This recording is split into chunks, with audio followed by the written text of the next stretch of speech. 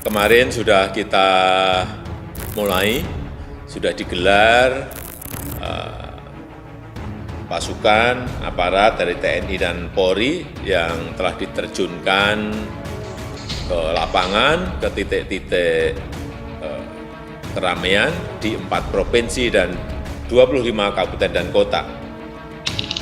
Dalam rangka persiapan pelaksanaan tatanan normal baru,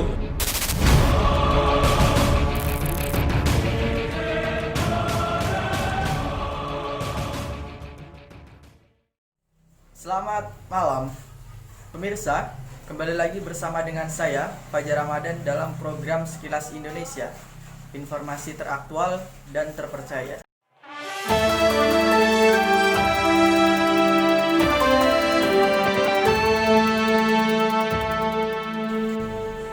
Pemirsa, skenario the new normal atau kehidupan bermasyarakat dan ekonomi selepas pandemi COVID-19 berseliweran, sementara pembatasan sosial berskala besar atau PSBB transisi yang mulai terlaksana membuat masyarakat justru terlena.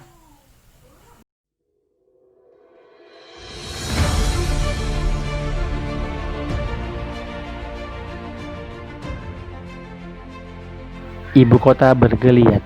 Satu persatu kegiatan ekonomi mulai berputar kembali setelah PSBB masa transisi diberlakukan 5 Juli lalu. Secara bertahap, tempat ibadah, perkantoran, tempat wisata, dan pusat perbelanjaan kembali dibuka.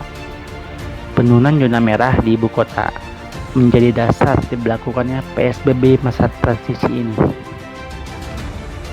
PSBB masa transisi ini menarik kembali warga dari kota penyangga ibu kota untuk beraktivitas kembali.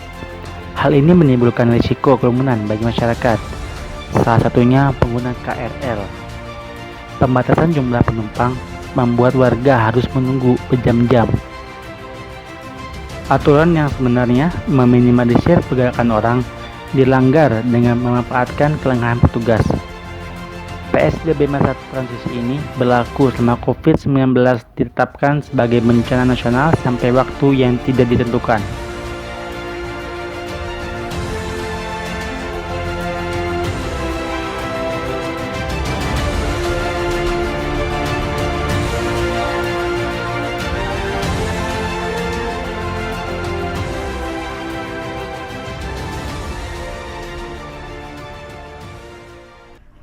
Beralih ke berita selanjutnya, keputusan Menteri Pendidikan dan Kebudayaan Nadiem Makarim tentang perkuliahan di masa new normal. Beliau mengatakan pembelajaran di perguruan tinggi pada semua zona masih wajib dilaksanakan secara daring di masa new normal ini, hingga ada kebijakan lebih lanjut. Info selengkapnya akan dijelaskan oleh reporter kami, silakan Farhan. Baik, terima kasih. Dalam video konferensi video panduan penyelenggaraan pembelajaran pada tahun ajar dan tahun akademik baru di masa pandemi COVID-19, Senin 15 Juni 2020, Menteri Pendidikan dan Kebudayaan Nadiem Makarim mengatakan, karena keselamatan adalah yang nomor satu, saat ini perguruan tinggi masih melakukan pendidikan secara daring. Sampai ke depannya, mungkin kebijakan akan berubah menyesuaikan dengan situasi. Tapi saat ini belum dapat berubah, jadi masih dilakukan secara daring. Itu adalah keputusan dari Menteri Pendidikan dan Kebudayaan Nadiem Makarim. Meski tahun akademik di perguruan tinggi 2021 tetap akan dimulai pada Agustus 2020 dan tahun akademik pendidikan tinggi keagamaan di September 2020, pembelajaran masih harus dilakukan secara daring untuk semua zona. Menteri Pendidikan Nadiem Makarim melanjutkan, alasan mengapa kampus dilarang untuk tatap muka karena universitas saat ini memiliki potensi untuk mengadopsi pendidikan jarak jauh lebih mudah ketimbang pendidikan dasar dan pendidikan menengah. Di samping itu, beliau juga menjelaskan bahwa protokol kesehatan merupakan hal yang utama dalam pelaksanaan pembelajaran di pandemi COVID-19 ini.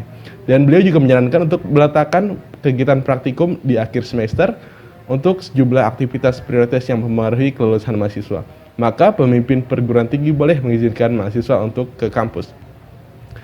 Dan aktivitas prioritas itu adalah yang berhubungan dengan kelulusan mahasiswa yang sulit sekali dilakukan secara daring. Hal tersebut dapat berubah seperti praktikum, praktik studio, lalu kegiatan laboratorium, dan aktivitas-aktivitas lainnya yang berhubungan dengan kegiatan vokasional dan praktik.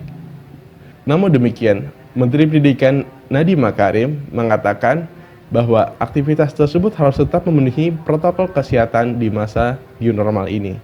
Sekian laporan dari saya, Farhan Ahmad Fajari, kembali ke studio. Laporan tadi sekaligus menutup perjumpaan kita kali ini. Saya Muna Azriani Rokan dan segenap tim yang bertugas pamit undur diri. Terima kasih dan sampai jumpa.